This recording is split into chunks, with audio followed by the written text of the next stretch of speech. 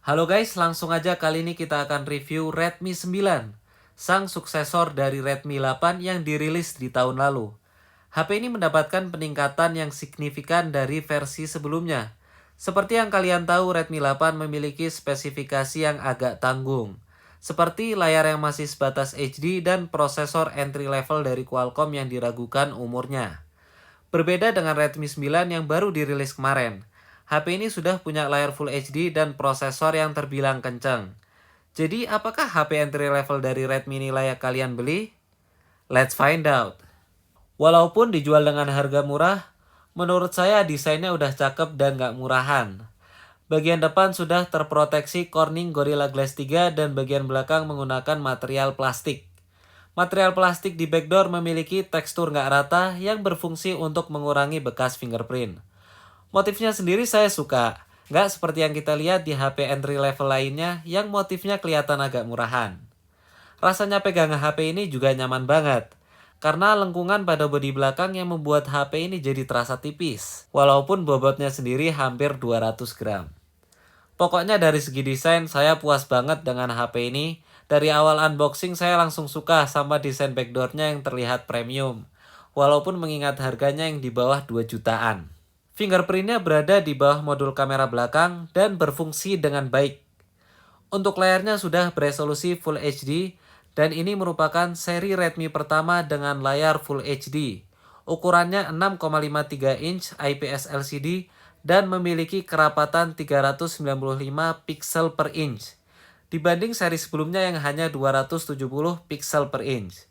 Untuk kualitas warnanya terbilang standar, di pengaturan ada opsi untuk mengubah temperatur warna. Jadi kalian bisa atur sendiri sesuai dengan selera masing-masing. Keluhan yang saya rasakan pakai layar HP ini adalah tampilan pada video yang oversharpen. Ini bukan pertama kali saya mengalami hal ini, karena sebelumnya pernah mengalami hal yang sama pada Realme C3. Dan saya rasa ini ada kaitannya dengan chipset yang digunakan. Seperti yang kalian tahu, Realme C3 menggunakan prosesor MediaTek Helio G70 dan chipset itu punya spesifikasi yang mirip dengan Helio G80 pada Redmi 9. Untuk memberi gambaran ke kalian, saya bandingkan HP ini untuk menonton video di YouTube dengan Realme Narzo yang nggak punya masalah tersebut. Saya mulai dengan resolusi paling rendah pada YouTube dan bisa kalian lihat tampilan pada Redmi 9 terlihat oversharpen. Seiring saya naikkan resolusi video, kalian masih bisa melihat perbedaannya. Kecuali pada settingan resolusi tinggi, maka perbedaan jadi semakin sedikit. Seperti yang pernah saya sampaikan di channel ini, foto atau video yang oversharpen akan memberikan kesan yang tidak natural karena sharpening bukan menambah ketajaman pada foto, tapi hanya mempertegas garis-garis yang ada.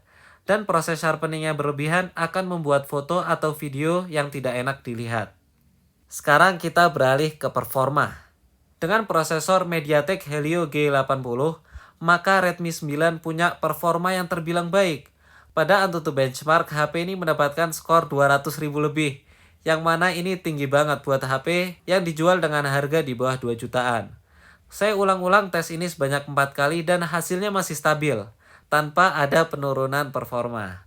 Selanjutnya saya tes menggunakan aplikasi 3D Mark dan mendapatkan skor yang tergolong standar, tapi perlu diingat aplikasi 3D Mark ini emang benar-benar nyiksa chipset. HP-HP flagship aja banyak yang belum bisa jalanin tes ini dengan lancar, apalagi HP entry level. Tes terakhir saya pakai aplikasi CPU throttling dan hasilnya terbilang baik. Setelah dijalankan selama 15 menit, kemampuan chipset hanya turun sebanyak 15%. Buat main PUBG, HP ini udah bisa dapat settingan frame rate ultra, yang mana terasa mulus dan lancar. Walaupun kadang-kadang saya merasakan adanya frame drop. Buat main PUBG selama 1 jam, HP masih adem dan gak overheat. Yang jadi masalah di sini adalah delay pada gyro. Dan ini sama juga dengan masalah gyro pada Realme C3. Kalau nggak salah, delay pada Realme C3 bisa diperbaiki lewat software update. Jadi diharapkan ada update yang memperbaiki masalah ini. Karena buat saya pribadi yang suka pakai gyro waktu main PUBG, masalah ini benar-benar buat saya frustasi. Tapi demi review, harus saya betah-betahin main PUBG di HP ini selama 1 jam. Biar bisa tahu HP ini tuh overheat atau enggak. Dan juga mengetahui pengurangan baterainya. Dan pengurangan baterai saat main PUBG selama 1 jam, hanya berkurang 12%, yang mana terbilang dikit banget. Jadi selain kencang, ternyata chipset ini hemat daya juga. Kita memang sudah melihat perkembangan chipset-chipset dari MediaTek yang semakin baik, tapi dibanderol dengan harga yang murah. Jadi kita bisa merasakan performa yang kenceng tanpa mengeluarkan uang yang banyak. So, terima kasih MediaTek. Dengan baterai 5000 mAh dan chipset yang efisien daya, maka HP ini punya daya tahan yang luar biasa. Screen on time di atas 10 jam gampang banget buat dicapai. Saya tes ketahanan baterainya buat nonton video YouTube dengan koneksi WiFi dan bisa dapetin SOT sampai 20 jam lebih. Jadi buat ketahanan baterainya udah oke banget. Dan jika kalian cari HP yang baterainya nggak habis-habis, HP ini bisa jadi pilihannya atau kalian bisa pilih Realme C15 yang akan dirilis dan punya baterai 6000 mAh. Dengan charger bawaan yang cuma 10 watt, pengisian dayanya benar-benar lama. Butuh waktu 3 jam untuk mengisi daya dari 0 sampai penuh. Terutama kalau udah keisi 95%, buat penuhin sampai 100%-nya itu lama banget. Untuk kualitas speakernya terbilang baik dan suaranya lumayan kenceng. Sekarang kita bahas kameranya. Dan menurut saya merupakan hal paling lemah dari HP ini. Yang mana ini hal yang baik karena kameranya juga nggak jelek-jelek amat. Kamera utama beresolusi 13 megapiksel, ultrawide 8 megapiksel, dan makro 5 megapiksel. Bukaan semua kamera di HP ini terbilang sempit, jadi kalau dilihat dari segi hardware, HP ini nggak cocok buat foto-foto di tempat gelap. Kualitas hasil foto di kondisi ideal terbilang lumayan. Warnanya agak pucat dan detail terbilang biasa aja. Saya sarankan untuk menggunakan mode HDR jika mengambil foto di tempat dengan pencahayaan yang kontras, karena bisa menyelamatkan detail di bagian highlight atau bagian terang dari foto.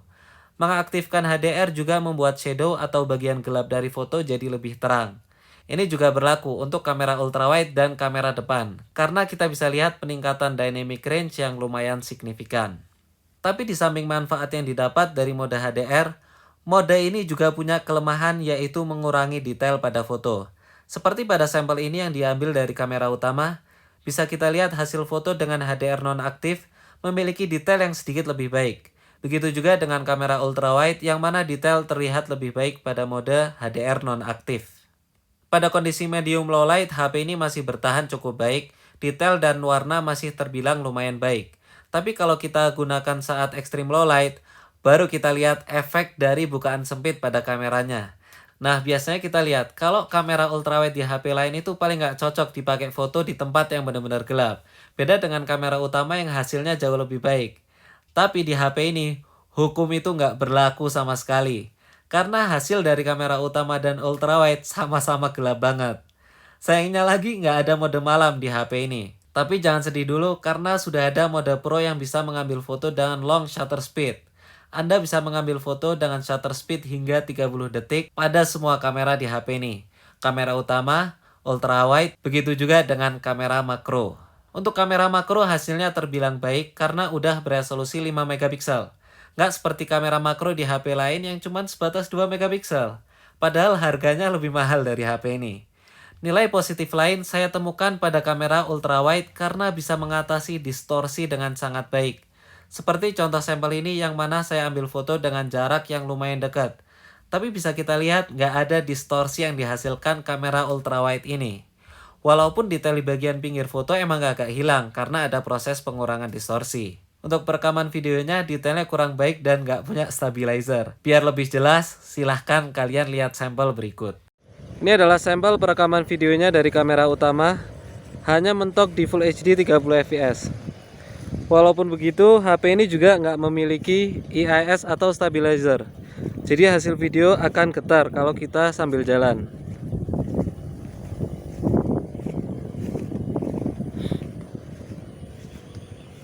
Sebentar lagi sunset.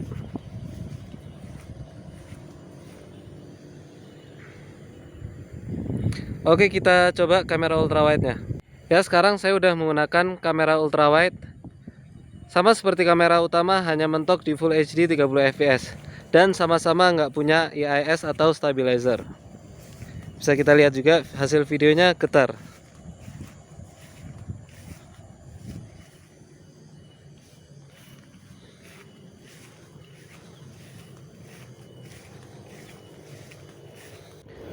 Oke, sekarang kita cek autofokusnya.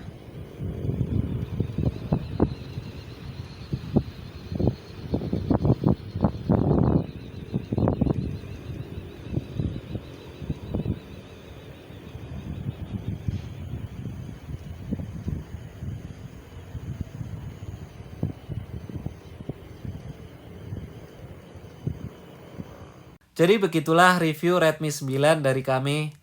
Sering kita lihat harga HP 2 jutaan itu biasanya banyak hal yang dikorbankan. Tapi hal tersebut tidak terjadi di HP ini. Contohnya resolusi layar. Bisa kita lihat HP di bawah 2 jutaan itu rata-rata layarnya masih HD. Beda dengan HP ini yang sudah pakai layar Full HD. Hal yang biasa dikorbankan kedua adalah desain yang terlihat murahan. Dan desain HP ini menurut saya udah keren banget di antara para pesaingnya dengan harga yang setara. Bahkan lebih baik dari beberapa HP yang dijual lebih mahal. Hal yang ketiga dikorbankan adalah prosesor yang lemot. Tapi kita akui juga, HP-HP yang baru dirilis dengan harga di bawah 2 jutaan semakin baik dalam hal performa. Dan HP ini adalah salah satu contohnya. Dan dalam hal yang biasanya jadi nilai plus buat HP entry level, juga hadir di HP ini. Seperti ketahanan baterai yang luar biasa. Jadi menurut saya kalian akan dapatkan HP dengan kualitas yang lebih baik dibandingkan dengan harganya. Tidak kami pungkiri HP ini juga punya beberapa kekurangan yang cukup mengganggu. Seperti gyro yang gak responsif dan perekaman video yang masih terbilang kurang baik. Tapi ya namanya HP murah, masa mau dapat semuanya? Gak menutup kemungkinan mungkin hal tersebut bisa kita dapatkan di tahun mendatang atau setelahnya. Karena HP entry level selalu membaik dari waktu ke waktu. HP flagship sih sebenarnya juga gitu. Tapi harganya naik terus seiring spek yang makin tinggi. Beda dengan HP entry level yang harganya stabil, tapi speknya ditingkatin terus. Mudah-mudahan aja terus kayak gini. Jadi itulah review Redmi 9 versi Mahir Gadget. Terima kasih sudah setia nonton sampai akhir video. Like videonya jika kalian suka dan dislike aja kalau nggak suka. Dan jangan lupa untuk subscribe. See you guys next time.